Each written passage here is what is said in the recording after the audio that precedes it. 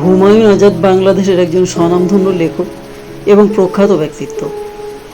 যেহেতু তিনি একজন লেখক, তাই প্রয়োজনে ভিন্ন ভিন্ন সময়ে ভিন্ন ভিন্ন সংলাপ তাকে লিখতে বা বলতে হতো।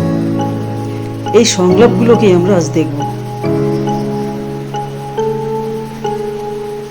বুদ্ধিজীবীরা এখন বিভক্ত তিন গোত্রে: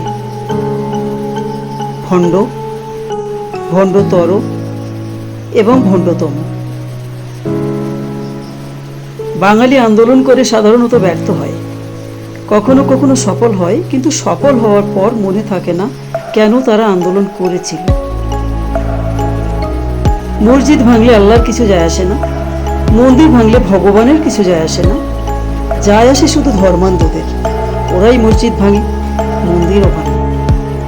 ফুলের জীবন বড়ই করুন, অধিকাংশ ফুল অগোচরেই ঝরে যায়, আর বাকিগুলো ঝরে শয়তানের গলায়। বিভূতিভূষণের পথের পাঁচালীর পাশে সত্যজিতের চলচ্চিত্রটি খুবই শোচনীয় বস্তু।